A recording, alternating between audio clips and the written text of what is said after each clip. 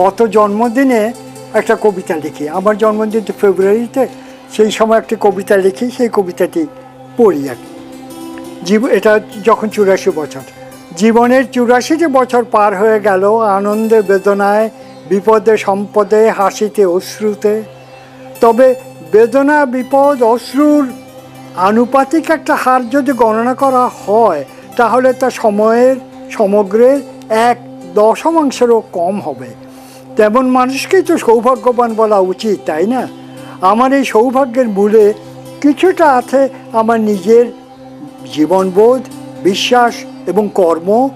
তার সাথে আরও আছে ধর্ম অধর্ম সম্পর্কে আমার উপলব্ধি, আমার বাবা মায়ের আশীর্বাদ, আর বিগত 60 বছরের অধিককাল যাবৎ আমার জীবন সাথীর স্নেহ, ভালোবাসা, যত্ন, মমতা। আমার নিকটজনেরা এসব জানেন। তাই এবার অন্য প্রসঙ্গে যাই। জন্মদিনের অনুষ্ঠানে যদি মৃত্যুর কথা মনে জাগে, তবে হে প্রিয় বন্ধুরা আমার, আমি আপনাদের মার্জনা চাই। পাছে সময় না পাই সেজন্যই কিছু কথা বলা, এর পেছনে আর কোনো উদ্দেশ্য নাই। কোনো ভয় বা অহংকার বা আস্ফালন ছাড়াই আমি আপনাদের জানাই, ডাকলেই আমি অচঞ্চল পায়ে হেঁটে চলে যাব সেই ঠিকানায় যেখান থেকে কোনো পর্যটক কখনো ফিরে আসে নাই, আসে না। কিন্তু আমি মনে মনে ভাবি, যেখানে যাচ্ছি সেখানেও হয়তো আমি শুনতে পাবো রবিশঙ্করের সেতার, আলাউদ্দিন খাঁর সরোদ, বিসমিল্লা খাঁর সানাই, বহু গুণী শিল্পীর কণ্ঠে রবীন্দ্রনাথের গান।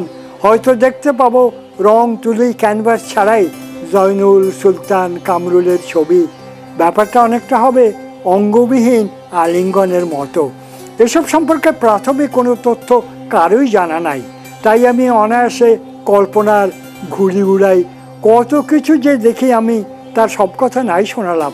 তবে এইটুকু বলি, সবাই মৃত্যুর পর আঁধারের কথা বলেন, কিন্তু আমি তো দেখি সর্বত্র এক উজ্জ্বল আলোর উদ্ভাসন, আমার মায়ের হাসির মতো। আমি কি বলতে চাই, যারা ওই হাসি কখনো দেখেছেন সহজেই বুঝতে পারবেন। প্রিয় বন্ধুরা আমার, অনুমতি দিলে এবার আমি থামি, নইলে অশীতিপর এই বৃদ্ধের অর্থহীন বকুনি নষ্ট করবে আপনাদের সব আনন্দ। তেমন মন্দ উপসংহার যে কারো কাম্য নয় তা আমি জানি। তবে শুধু আরেকটি কথা বলার অনুমতি চাই। মেরি আর আমার 60 বছরের অধিক যুগল জীবনের শেষে কে আগে যাবে কে পরে আমরা কেউ জানি না, কিন্তু যেই আগে যাই সে যে অলৌকিকের দরজার পাশে অপরের প্রতীক্ষায় দাঁড়িয়ে থাকবে তাতে কোনো সন্দেহ নাই। যদিও সে মনে প্রাণে চাইবে ওই ক্ষণটি যেন যত পরে সম্ভব তত পরে আসুক। আমি এই কবিতাটি লিখি 2007 সালের ফেব্রুয়ারিতে।